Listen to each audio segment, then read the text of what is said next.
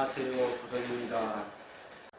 오늘부터 여러분과 함께 공부하려는 부처님의 말씀은 어느 특정된 경전이 아니라 모든 대승경전 내용 중에서 부처님의 개성만을 가려 뽑은 붓다의 노래라는 책을 중심으로 경전을 살펴보고 공부하려고 합니다.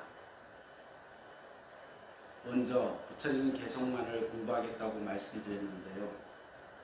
부처님 개성이 너무 방대하다 보니 이것저것 다 할 수가 없어서 부처님의 개성을 주제별로 나누고 그 가운데 육바람일과 사성제만 따로 추려서 거기에 다시 중복되는 말씀은 빼고 그렇게 중심 내용 간추린 것만 말씀드리고 같이 공부하려고 준비를 했습니다. 붓다의 노래라는 책은 여러분께 소개를 시켜드리면요, 이 책입니다. 이 책 붓다의 노래라는 책은 향직스님 이름으로 출간된 책이에요. 그렇지만 제가 5년이라는 시간과 노력을 쏟아서 부처님의 개성만을 모아서 또 번역의 미비점을 보완하고 윤문하면서 정성을 들여 완성시킨 책입니다. 다만 향적스님의 발언과 지원이 있어서 그 덕분으로 완성된 책이기 때문에 향적스님 이름으로 붓다의 노래가 출간되었고요. 또한 붓다의 노래는 대승경전 가운데 부처님의 개성만을 가려뽑고 육바람일과 사성제의 내용만을 선정하여 담은 책이기 때문에 원래의 저자는 당연히 부처님이 되시고 즉 세존이 되시겠습니다. 다만 편저한 사람이 있을 뿐입니다. 편저라는 말은 편집한 저작물이라는 뜻입니다. 다시 말하면 대승경전에 나오는 부처님 말씀, 즉 부처님의 개성만을 모아 주제에 맞춰 편집한 책이라는 말씀이 되겠습니다. 그러면 8만 대전경이라 일컫는 수많은 경전 가운데 어째서 대승경전 속에 기록된 부처님의 개성만을 가려서 뽑고 거기에 다시 주제를 나눠 육바람일과 사성제 내용만을 간추려서 책으로 내었느냐 궁금해질 것입니다만 강의를 하면서 틈틈이 설명을 드리도록 하겠습니다. 그러자면 먼저 대승이 뭔지 알아야 됩니다.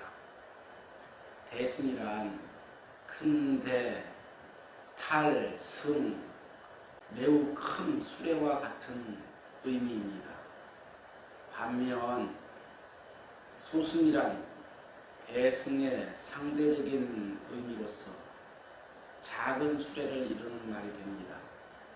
작은 수레는 작고 좁으니까 나 혼자 타고 가는 수레이거나 또는 둘이나 기껏 셋 정도 타고 가는 수레가 될 것입니다. 그런데 대승은 매우 큰 수레이기 때문에 나도 타고 너도 타고 우리 모두를 다 태우고도 남는 그런 큰 수레입니다. 이 대승의 큰 수레는 얼마나 탈 곳이 넓은지 대방이라고 해석할 수도 있습니다. 즉 동서남북 사방팔방을 구획 지을 수 없는 크기와 넓이를 가졌다는 뜻입니다. 그러니 대승이란 시간의 제약도 없고 공간의 제약도 없이 모든 중생들이 남김없이 다 올라타고 피안으로 건너갈 수 있는 수레가 되겠습니다. 대승적 가르침의 진수가 담긴 대표적인 경전을 예로 들면 화엄경이 되겠습니다.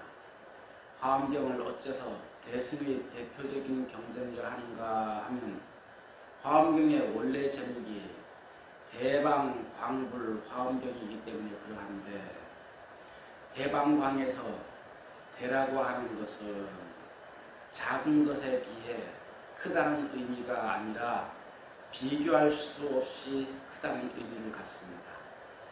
모래알보다 큰 것은 자갈이고 자갈보다 큰 것은 바위가 되겠습니다.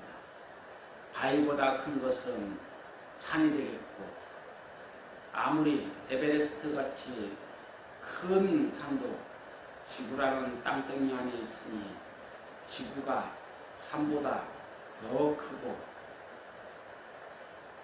지구가 아무리 크다 한들 태양계가 더 크고, 태양계가 아무리 크다 한들 은하계에 비하면 먼지나 티끌 정도의 크기밖에 안 됩니다.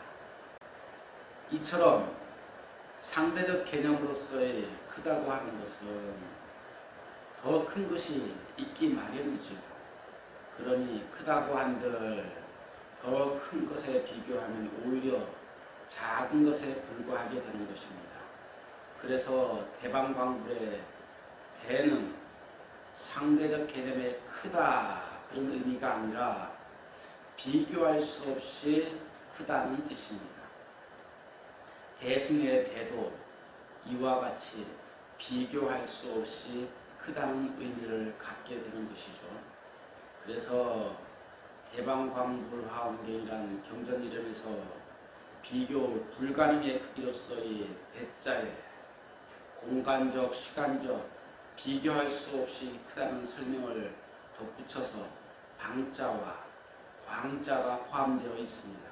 방은 공간적 개념을 의미하는 단어입니다. 보통 동서남북 방향을 잡을 때 방위라는 말을 씁니다. 평면적 방위가 동서남북이라면 평면적인 방위에서 수직적, 대각적인 방위인 위와 아래, 측면까지 포함하면 동서, 남북, 상하, 좌우가 되는데 이걸 시방이라고 합니다. 이러한 방위를 더 세분하면 백방이 되겠지요. 무엇인가 간절히 찾아다닐 때 백방으로 찾아다녔다 그런 말을 우리가 하죠. 그래서 공간적 개념으로서 한량없이 크다, 비교할 수 없이 넓다라는 의미가 대방이 되겠습니다. 그런데 대방이라는 단어도 그 크기를 우리가 감당할 수 없는데 여기에 광이라는 말이 더 붙어 있습니다.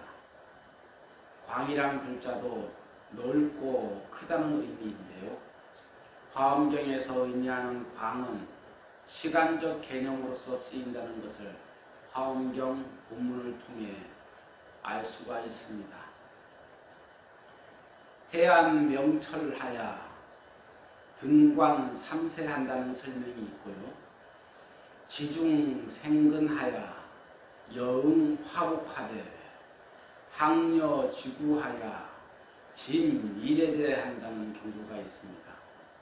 해석하면 지혜의 눈이 밝고 또렷해서 삼세를 다 관찰하고 중생의 근기를 알아서 상황에 딱 맞게 교화하되 항상 지혜로서 미래제가 다하도록 하신다 하는 의미가 되겠습니다.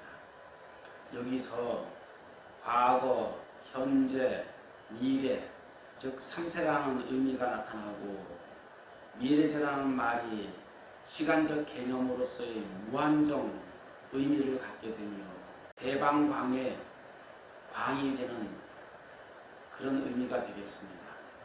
오늘부터 대승경전에서 발취한 부처님이 직접 설하신 개성을 공부하고자 한다는 말씀을 드렸는데요. 대승이란 어떤 의미를 가졌는지 먼저 설명하다 보니 대승경전의 대표적인 경전, 대방광불화엄경의 경명 해설까지 간략하게 설명하게 되었습니다. 화엄경에서는 80화엄경의 아승지품 외에는 부처님께서 직접 설하신 개성이 하나도 없습니다. 그래서 화엄경은 보살들의 개성이고 보살들의 서사적 설명이 경전의 주된 내용이 됩니다. 우리가 공부하려는 부처님 말씀과 그 가운데 핵심적인 내용이 담긴 부처님의 개성과 또 거기서 개성에서 주제를 다시 나누어 육바라밀과 사성제를 선정하여 공부함에 있어서는 화엄경이 포함이 되지 않습니다. 이제 육바라밀과 사성제에 대한 공부를 개성으로서 공부하게 되겠는데요. 공부를 하기 전에 먼저 개성이 뭔지 알아야 되겠습니다. 개란 산스크리트, 즉 버모에서 가져온 말입니다. 버모인 가타 또는 기아의 한문적 음력이 개가 되겠습니다. 그래서 개는 가타, 게타, 기아의 약칭이며 불교만의 단어가 되겠습니다. 버머에서 가타는 운이 있는 시의 형식을 이루는 말입니다. 불교 경전의 산문 내용을 시의 형태로 되풀이하여 부처님께서 또는 보살들이 핵심적인 내용만을 암기하기 쉬운 걸 시적 형태로 표현한 문장이 개가 되겠습니다. 그래서 이러한 형식을 중송이라고 하는데요. 거듭될 중, 송할 송 이렇게 해석을 합니다. 짧은 시의 형식으로 거듭 핵심적인 내용을 설명한다는 의미가 되겠습니다. 그렇다면 개가 개로서 그냥 불려지면 되는데 왜 송이라는 단어를 덧붙이게 되었을까 다시 궁금하게 되겠습니다. 그것은 버머에서 개라는 시적 형식이 마치 중국의 한시와 비슷한 운율의 형식으로 번역되었고 시적이면서 음악적 요소를 갖게 되어 중국에서는 송이란 말을 덧붙이게 되었던 것입니다. 그래서 버머와 한자의 합성어인 개송은 시이면서 운율이 있어서 노래가 됩니다. 이제 본문을 살펴보는데 첫 번째 공부 주제는 부처님 개송 가운데 핵심적인 내용을 담은 육바라밀이 되겠습니다. 특히 육바라밀 가운데 오늘부터 공부하게 되는 내용은 도시부터 시작을 합니다. 그러면 육바라밀이 무슨 말인지 먼저 알아야겠지요. 육바라밀은 6가지 바라밀이라는 뜻인데요. 바라밀은 산스크리트어 바라미타의 음을 따라서 번역한 것으로서 바라밀 또는 바라밀다라고 부르게 된 것입니다. 바라밀은 완전한 상태, 구국의 상태, 최고의 상태를 이루는 말인데요. 한문으로는 도피안이라고도 해석이 됩니다. 현실인 차안, 즉 차안이란 우리가 사는 이곳, 이쪽 언덕이라는 말입니다. 우리가 사는 이곳 차안의 언덕에서 이산적인 상태인 피안, 즉 완벽하고 최고의 상태인 열반의 저 언덕으로 건너가는 가르침이 즉 바람일다가 되겠습니다. 또한 바람일다는 강을 건너는 대가 되겠습니다. 번뇌와 괴로움에 얽매여 사는 우리의 삶이 이상적이며 궁극적인 행복의 세계인 저 언덕으로 넘어가는 깨달음과 지혜, 실천적 덕목을 도시, 지계, 인욕, 정진, 선정, 지혜 이렇게 6가지로 크게 나누어 가지고 이 6가지 바람일을 육바람일이라 하게 된 것입니다. 지금까지 대승이 무슨 뜻인지, 개송이 또한 무슨 말인지, 육바람일이 무슨 뜻인지 잘 살펴보았습니다. 이제 대승경정 가운데 부처님의 개송만을 뽑아 다시 주제별로 나누고 그 가운데 육바람일과 사성제 내용만을 엄선해서 교정과 윤문을 거쳐 압축한 책 붓달의 노래에 실린 본문을 살펴보도록 하겠습니다. 먼저 육바람일 가운데 보시 부분입니다. 오늘은 보시 첫 강이 되겠습니다. 보살 본용경 비말아품에 나오는 부처님의 개성을 들려드리겠습니다. 만약 마음이 좁고 용렬하다면 비록 보시를 많이 하더라도 받는 자가 청정하지 못하게 되니 그러므로 과부가 적게 되는 것일세. 만약 보시를 할 때 복전이 비록 청정하지 못하더라도 능히 넓고 큰 마음을 내면 과부가 헤아릴 수 없는 것일세.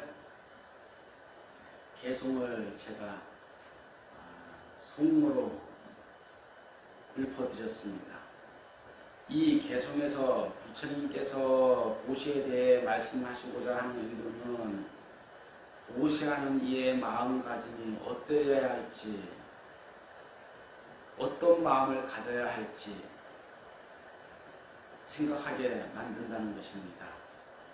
개송의 내용에 보시할 때 마음이 좁고 용렬한 형태로 보시하는 것을 경계하고 있는 것입니다.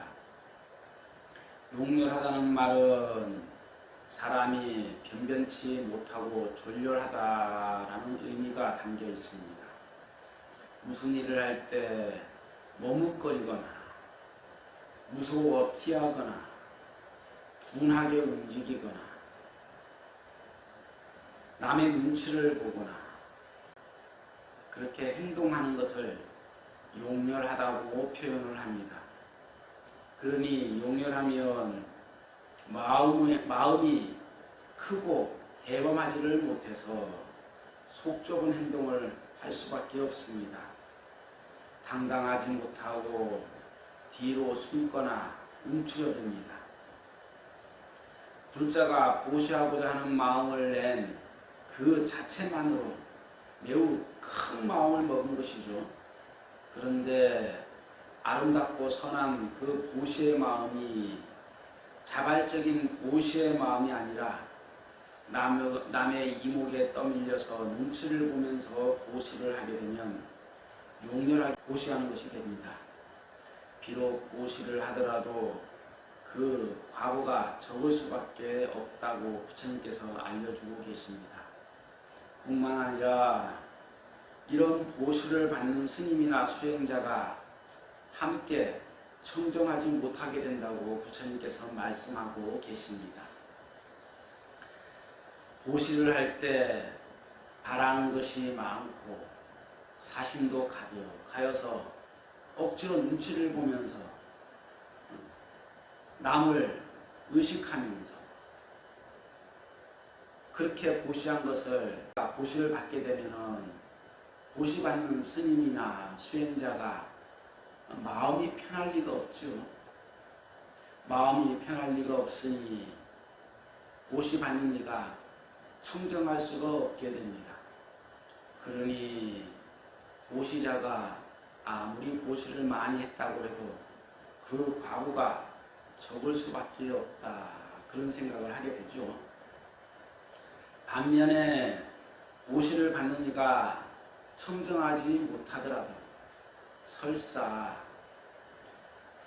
보시 받는 스님이나 수행자가 내 생각에 청정하지 못하다, 또는 나중에 청정하지 못하다는 그런 소리를 듣게 되더라도 보시하는 이가 마음을 크게 먹고 넓게 먹고 용률하지 않게 보시한다면 그 보시의 과보가 다시 헤아릴 수 없이 크다고 부처님은 가르치고 계십니다.